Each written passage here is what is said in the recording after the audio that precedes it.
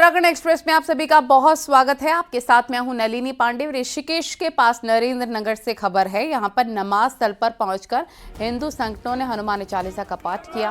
कहा पूरे प्रदेश को सनातनी प्रदेश बनाएंगे। साथ ही साथ हिंदू संगठनों ने ऐलान किया कि अब वो हर शुक्रवार को नरेंद्र नगर में इसी जगह पर आकर हनुमान चालीसा का पाठ करेंगे। असल में बीते दिनों नरेंद्र नगर में सार्वजनिक रूप से सामूहिक नमाज अदा करने का मामला सामने आया था। हिंदू संगठनों का दावा है कि डोईवाला में मौलवी बुलाकर सामूहिक नमाज अदा करवाई गई। हिंदू संगठनों ने भी ये दावा किया कि बाहर से लोगों को बुलाकर यहां सार्वजनिक नमाज अदा की गई। साथ ही चेतावनी दी है कि अगर सार्वजनिक नमाज बंद नहीं की तो लगातार हर शुक्रवार को हनुमान चालीसा का पाठ किया जाएगा।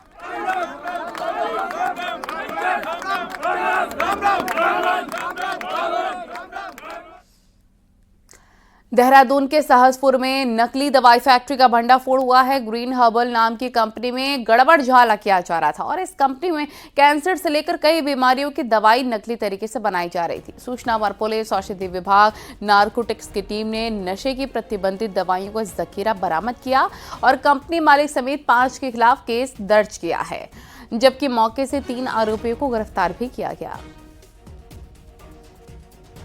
एएनटी ऑफ देहरादून व सहसपुर थाने की टीम द्वारा एक हर्बल फैक्ट्री जो कि लांगा रोड पे ग्रीन हर्बल के नाम से थी, तो उसमें छापा मारा गया, जिसमें यह पाया गया कि उनके द्वारा कुछ प्रतिबंधित दवाइयाँ जो कि नशीले पदार्थों से संबंधित थी, करीबन 1921 कैप्सूल्स और टैबलेट, जिनमें ब्यूप्रोनोफिन, टर्माडोल आदि दवाइयाँ थी। बहुचर्चित अंकिता भंडारी मर्डर केस में आज सुनवाई के दौरान केस के मुख्य आरोपी पुलकित, सौरभ और अंकित के बयान दर्ज किए गए। कोर्ट द्वार के एडीजे कोर्ट में तीनों आरोपियों के 313 तहत बयान दर्ज किए गए। इस दौरान आरोपियों से 128 सवाल पूछे जाएंगे। कोर्ट की अगली तारीख में भी सवालों का सिलसिला जारी रहेगा।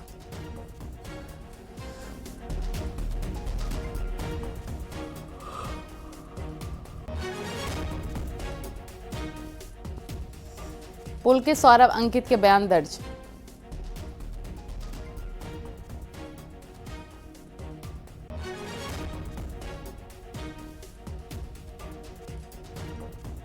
जिस तरीके से जो जानकारी मिल रही है, 128 जो क्वेश्चंस हैं वो उनसे पूछे जाएंगे तीनों आरोपियों से, और उसके बाद ही जो उनके जो बयान है वो दर्ज हो जाएंगे। उसके बाद जो एडीजे कोर्ट है वो इस पूरे मामले में जल्द ही फैसला सुना सकता है। यानी कि जिस तरीके से जो अंतिम चरण है यहाँ पर, क्योंकि अभी तक बताया जा रहा है 47 जो गवाह थे उनके गवाही हो चुकी है, और अब जो तीनों इसमें आरोपी हैं पुलकित, सौरभ और अंकित, उनके बयान दर्ज किए जा रहे हैं 313 के तहत, और उसके बाद ही इस पर फैसला लिया जाएगा। अब आपको सावधान करने वाली खबर दिखाते हैं। उत्तरकाशी में साइबर ठगों के निशाने पर इस समय गर्भवती महिलाएं हैं। साइबर ठग ऐसी महिलाओं को फोन करके बच्चे के जन्म के बाद मिलने वाली सरकारी अनुदान के नाम पर उनसे ठग रहे हैं। साइबर ठग ऐसी महिलाओं को कॉल कर रहे हैं और बैंक खाते में सरकारी अनुदान के पैसे ट्रांसफर की बात करते हैं।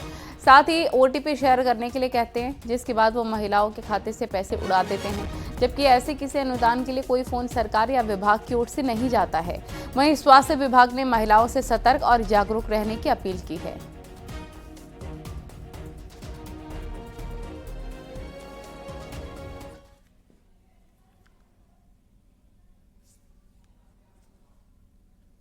स्वास्थ्य विभाग में गर्भवती महिलाओं को जो पैसे दिए जाते हैं उनके खाते में, जो सरकारी पैसे आते हैं, उनको जो है एक कॉल आ रहा है, फ्रॉड कॉल आ रहा है कि हम जो है हॉस्पिटल से किसी की सवारी से या हॉस्पिटल से बोल रहे हैं, आपका अकाउंट नंबर या मोबाइल नंबर जो ये मांग रहे हैं। तो मैं सभी बहनों से अनुरोध करना चाहती हूँ कि किसी की झांसे में ना आए।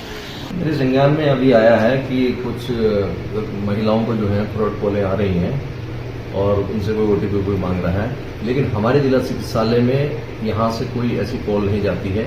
उनके गर्भवती महिलाओं के जो है हम उनके अकाउंट नंबर लिया जाता है और उनके डायरेक्ट उनके अकाउंट में पैसा ट्रांसफर कर दिया जाता है। निकाय चुनाव को लेकर बीजेपी की तैयारी शुरू हो चुकी है। बीजेपी के राष्ट्रीय महामंत्री संगठन बीएस संतोष आज देहरादून पहुंचे और निकाय चुनाव को लेकर मीटिंग की, तो अलग अलग नेताओं से मुलाकात भी की। इस मीटिंग में निकाय चुनाव के प्रभारी, प्रदेश अध्यक्ष, शहरी विकास मंत्री, संगठन मंत्री मौजूद रहे। मीटिंग के बाद शहरी विकास मंत्री ने कहा, बीजेपी हर चुनाव से पहले पूरी तैयारी करती है और इसी तैयारी के लिए मीटिंग में निर्देश दिए गए। और स्थानीय निकाय चुनाव हो या अन्य तमाम संगठनात्मक विषय, उनके द्वारा हम सबको मार्गदर्शन किया गया। मैं तो बस इतना कह सकता हूं कि भारतीय जनता पार्टी एक ऐसी पार्टी है जो संगठन आधारित पार्टी है, कार्यकर्ता आधारित पार्टी है और हर दिन वो अपने आने वाले कार्यों के लिए, आने वाले कोई भी कार्य के लिए हमेशा मुस्तैदी से काम करती है।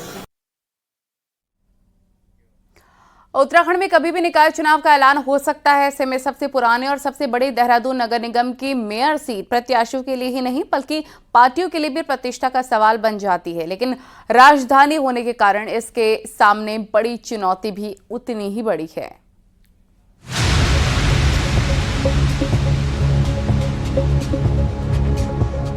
उन्नीस में गठित देहरादून नगर पालिका 1998 में नगर निगम बन गया।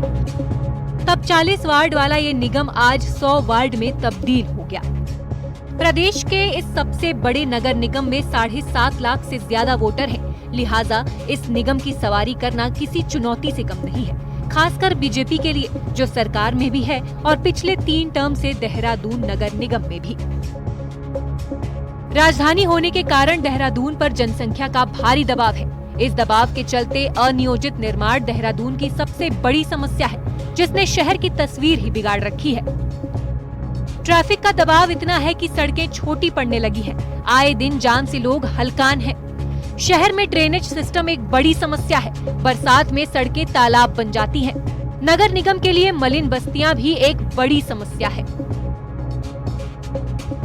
यहाँ जो सबसे ज्यादा जो बरसात में जो है, अभी हमारा ड्रेनेज सिस्टम ठीक नहीं है। कई जगह जो है पानी भरता है और एक इसके लिए सिंचाई विभाग ने, उस समय जब हम थे तो हमने सिंचाई विभाग को भी कहा था और पूरा एक मास्टर प्लान बना था, लेकिन उसके लिए अभी शायद पैसा स्वीकृत नहीं हुआ है, इसलिए वो मामला थोड़ा अटका। जिस दिन मास्टर प्लान वो बन जाएगा तो निश्चित रूप से जो हमारी ड्रेनेज की समस्या उसका समाधान होगा।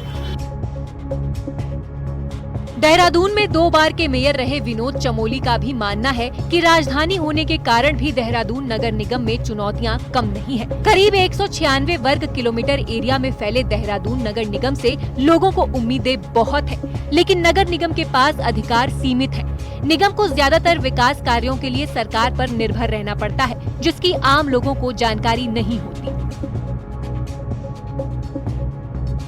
शहर में जिस तरह से आबादी बढ़ रही है और बाहर के लोग पलायन करके देहरादून में की ओर आ रहे हैं, तो स्वाभाविक तौर पर एक अनियोजित विकास पूरे देहरादून नगर निगम क्षेत्र में और उससे बाहर हो रहा है।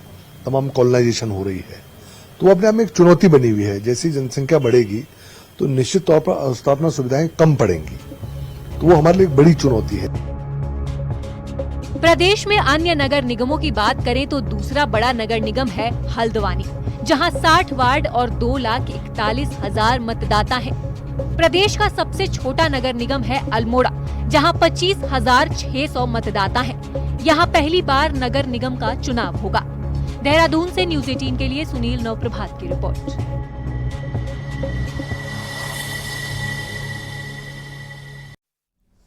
बाबा साहेब भीमराव अंबेडकर का आज परिनिर्वाण दिवस है और इस मौके पर सीएम पुष्कर सिंह धामी ने बाबा साहेब की फोटो पर माल्यार्पण कर उन्हें श्रद्धांजलि दी और उनको याद किया है।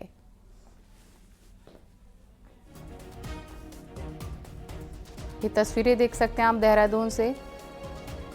सीएम पुष्कर सिंह धामी बाबा साहब भीमराव अंबेडकर की प्रतिमा पर, तस्वीर पर, क्योंकि आज उनका परिनिर्वाण दिवस है, माल्यार्पण करके उनको नमन करते नजर आ रहे हैं।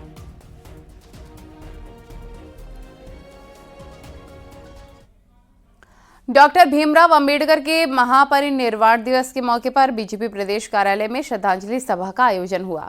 इस मौके पर मौजूद बीजेपी प्रदेश प्रभारी दुष्यंत गौतम ने भीमराव अंबेडकर के जीवन दर्शन पर चर्चा करते हुए कहा, उनका जीवन दर्शन हमेशा लोगों को प्रेरणा देता रहेगा। उन्होंने कांग्रेस पार्टी पर निशाना साधते हुए कहा, जिन्होंने संविधान बदलने की बात की है, संविधान के साथ उन्होंने क्या किया है यह सबको मालूम है। कांग्रेस पार्टी ने दलित समाज का अपमान किया है।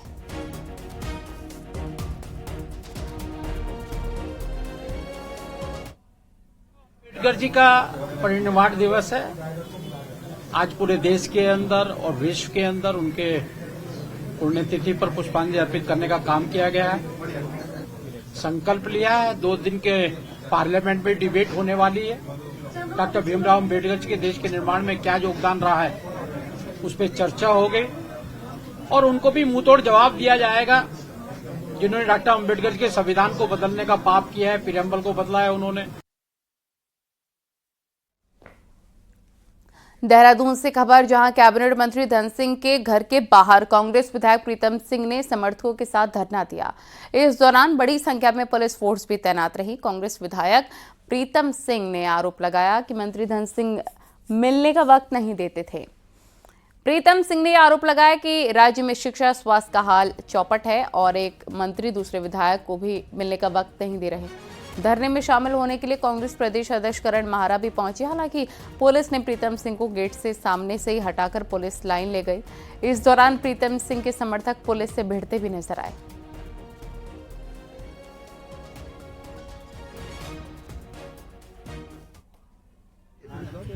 प्रदेश के अंदर स्वास्थ्य और शिक्षा व्यवस्था पूरी तरीके से पटरी से उतरी हुई है और इसके लिए मैंने मंत्री जी से कई बार मिलने का प्रयास किया और उन्होंने तमाम दस्तावेजों पर जो पत्र मैंने उनको लिखे थे आदेश के, उनका भी कोई जवाब जो है सही तरीके से इम्प्लीमेंट नहीं हो पाया, जिसके विरोध में मैंने कल ही घोषणा की थी कि अगर ये व्यवस्था नहीं सुधारी गई तो मैं कल सांकेतिक रूप से जो है मंत्री के आवास के बाहर धरने पर बैठूंगा और आगे ये संघर्ष अब जारी रहेगा।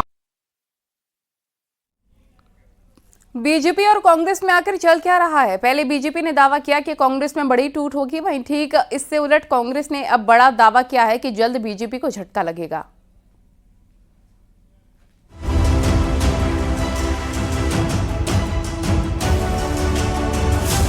दो दिन पहले भाजपा प्रदेश अध्यक्ष महेंद्र भट्ट ने कांग्रेस में बड़ी टूट का दावा किया। अब कांग्रेस के कौन से नेता टूटेंगे ये तो वक्त बताएगा, लेकिन महेंद्र भट्ट के ठीक उलट इसी तरह का बड़ा बयान कांग्रेस प्रदेश अध्यक्ष करण महारा ने कर दिया है। करण महारा के मुताबिक बहुत जल्द बीजेपी से आने वाले नेताओं को लेकर मीटिंग होगी। करण महारा ने कहा कि बीजेपी के कई नेता 2027 से पहले कांग्रेस में आना चाहते हैं और कौन कौन आएगा इसको लेकर जल्द वो एक नेता विपक्ष यशपाल आर्यन मीटिंग करेंगे। महेंद्र भट्ट जी को मेरा संदेश है कि आप अपने नेताओं को बचा के रखें। बहुत सारे बीजेपी के पूर्व विधायक और वर्तमान विधायक, उनके कई पदाधिकारी मेरे संपर्क में हैं। वो आदरणीय CLP साहब के भी संपर्क में होंगे, शायद मेरे और सीनियर नेताओं के भी संपर्क में। जल्दी हम पार्टी के वरिष्ठ जनों के संग बैठक करके उनकी ज्वाइनिंग का बंदोबस्त कर रहे हैं और जल्दी ही आप देखेंगे कि इनके कुशासन से परेशान होकर बहुत सारे लोग कांग्रेस को ज्वाइन करने वाले जल्दी है। करण महारा कांग्रेस के प्रदेश अध्यक्ष है और इतने बड़े दावे को हल्के में नहीं लिया जा सकता। तो क्या वाकई बीजेपी के अंदर जिस तरह नेताओं की बड़ी फौज खड़ी है, वहाँ कुछ नेताओं को अपना नंबर न आने का डर सता रहा है? क्या वाकई कुछ ऐसे हैं जिसे बीजेपी भाप नहीं पा रही है? बीजेपी का कहना है कि कांग्रेस की डूबती नाव में कोई सवार नहीं होने वाला। तो भारतीय जनता पार्टी का मुझे तो कोई विकल्प दिखाई नहीं देता है। ऐसे में कांग्रेस में भारतीय जनता पार्टी से कोई जाएगा, ये तो एक हंसी आने वाली बात है, एक मजाक करने वाली बात हुई। और मैं एक ही बात कह सकता हूं कि जिस नैया के खेवनहार राहुल गांधी जी होंगे तो उस नैया में बैठना कौन चाहेगा, या मैं दूसरे शब्दों में कहूं कि डूबती नाव में कौन बैठेगा। तो अपनी खींच मिटाने के लिए वो कुछ भी कह सकते हैं। 2027 में कांग्रेस और बीजेपी में कई नेताओं के भविष्य का सवाल है। बीजेपी में जहां हर सीट पर दावेदारी की बड़ी फौज है, तो कांग्रेस को कई सीटों पर मजबूत उम्मीदवारों की, ऐसे में नेता टूटने का दावा दोनों पार्टियों के प्रदेश अध्यक्षों ने किया है। जहां बीजेपी के पास देने को बहुत कुछ है, वहीं कांग्रेस पर 2027 से वापसी का भरोसा देने के अलावा कुछ नहीं है। दीपांकर भट्ट, न्यूज़ 18, देहरादून।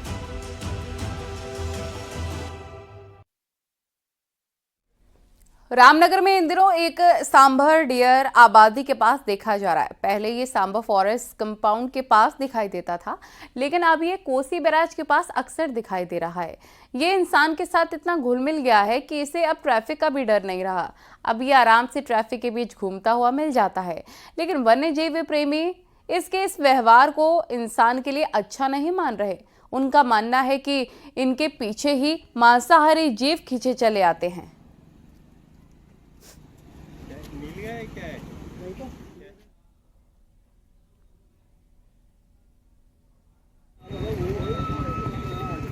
और ये काफी निडर भी हो चुका है, क्योंकि यहाँ पर इसको थोड़ा सुरक्षित माहौल महसूस करता है यहाँ पर। लेकिन कहीं ना कहीं चिंता का विषय है, क्योंकि ये एक जानवर है। कई दफे ये हो सकता है क्योंकि सींग है, जानवर जो है आदमी को नुकसान पहुंचा सकता है। साथ ही साथ इसके पीछे जो है हिंसक पशु, चाहे गुलदार हो या टाइगर हो, वो भी आबादी क्षेत्र की ओर आ सकते हैं। कॉर्बेट पार्क के कई पालतू हाथी हैं जो पार्क की सुरक्षा में अपना योगदान दे रहे हैं। सर्दियों में इन हाथियों का विशेष ध्यान रखा जाता है, खास तौर पर इन्हें स्पेशल खुराक दी जाती है।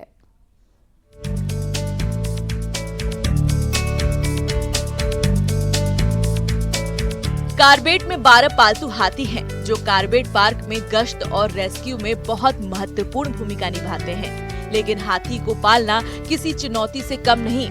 खासकर सर्दियों में हाथी को ठंड से बचाने के लिए कार्बेट प्रशासन कई उपाय करता है। इसके चारे में विशेष तरह के चारे पत्ती का इस्तेमाल करने के साथ रोज हाथी को 3 किलो चना, गुड़ के साथ गेहूं और मक्के से बनी रोटी दी जाती है। हाथी के लिए करीब 5 किलो आटे से रोटी बनाई जाती है। साथ ही नीम के तेल के साथ अलसी और सरसों के तेल से हाथियों की मालिश इन्हें सर्दी से बचाती है। सर्दी में क्या करते हैं कि रोटी बनाते हैं, जो हमें गेहूं का आटा और मक्का का आटा मिलता है, उसमें हम जो है गुड़, उसमें तेल, ये चीजें हम हाथी को रख के देते हैं कि हाथी जो है ठंड से भी हमारा बचा रहे और हाथी हमारा स्वस्थ रहता है। इससे नमक भी देते हैं उसको सर। चना देते हैं, 3 किलो चना पड्डा देते हैं और 5 किलो जो है राशन रोटी जो है बनती है, 5 किलो की रोटी है, 5 रोटी जो है हम शाम देते हैं और 3 किलो चना देते हैं हम। तेल जो इसमारे लगाते हैं कि दिमाग तर रहता है, पैर में जरा नमी आती है नाखूनों में उसके। और चारा जो हम जाड़ों में जब जो चारा होता है वो पीपल होता है, पीपल से जो हाथी को सर्दी नहीं लग पाती है। इसे रोटी हो गई, मक्के का आटा हो गया, चना हो गया, चारा हो गया, बरगद का चारा हो गया, क्योंकि ज़्यादा सर्दियों में बरगद का ही चारा ही खिलाते हैं क्योंकि वो गर्म रहता है चारा। पालतू हाथी गश्त और रेस्क्यू में अपनी महत्वपूर्ण भूमिका निभाते हैं और यह हाथी कार्बेट की रीढ़ है। ऐसे में इन्हें भरपूर आहार देने के साथ ही इनकी देखभाल करना भी कार्बेट प्रशासन की जिम्मेदारी है, जिसमें चूक करने की गुंजाइश ना के बराबर होती है। जरूर वन का जानवर है और बहुत बड़ा जानवर है। कॉर्बेट टाइगर रिजर्व की एक तरीके से कहें तो रीढ़ भी है कि जब कोई मानसून में गश्त होती है, स्पेशली मानसून में जहाँ कोई अन्य तरीके से गश्त नहीं की जा पाती है, तो वहाँ पे हाथी का प्रयोग किया जाता है। इसके अलावा बहुत सारे रेस्क्यू जितने भी रहते हैं इवेंट, उनमें हाथियों का विशेष तौर से यूज किया जाता है। तो वाकई में हाथी एक बहुत कॉर्बेट टाइगर रिजर्व की एक रीढ़ है। हाथियों को सर्दी में गर्म आहार देने के साथ ही इनकी देखभाल भी बहुत जरूरी है, जिससे यह इस मौसम में भी चुस्त दुरुस्त रह सके और कार्बेट के लिए काम कर सके। न्यूज़ 18 के लिए रामनगर से गोविंद पाटनी की रिपोर्ट।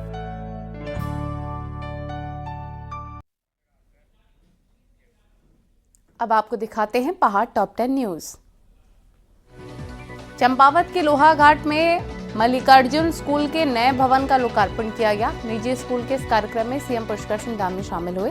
सीएम धामी ने कहा, मल्लिकार्जुन शिक्षा समूह बेहद अच्छा काम कर रहा है।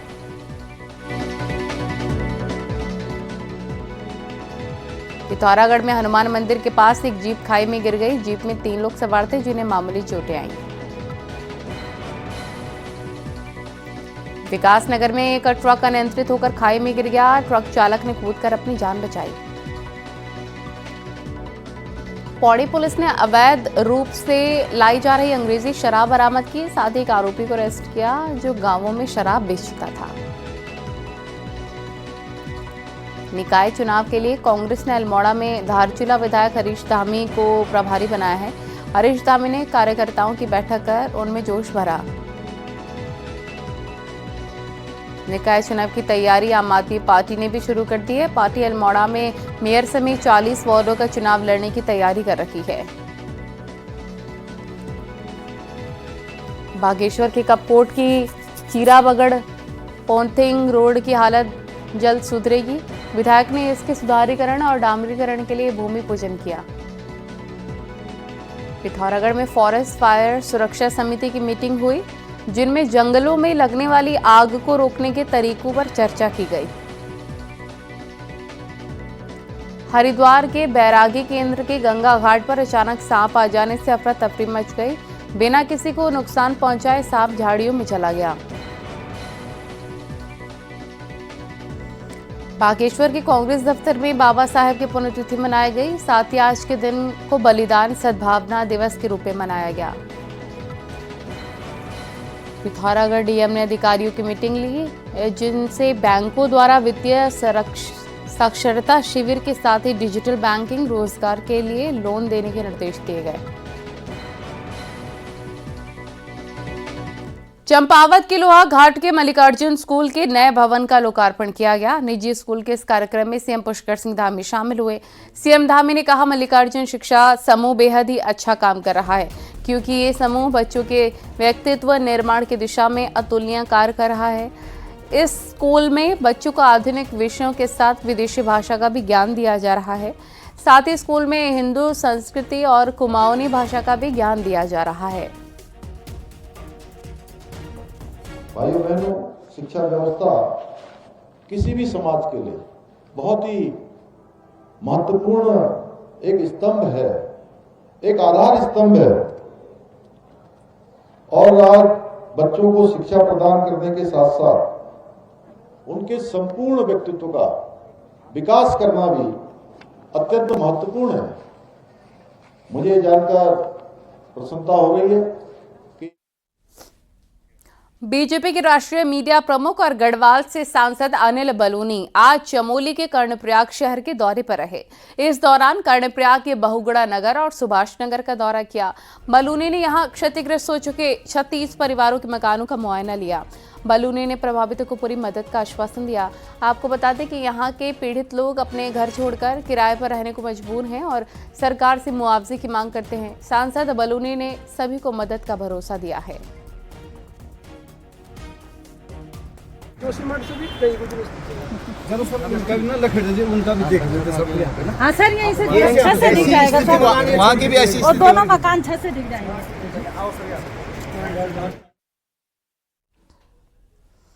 खबरें जारी हैं, रुकेंगे छोटे से ब्रेक के लिए।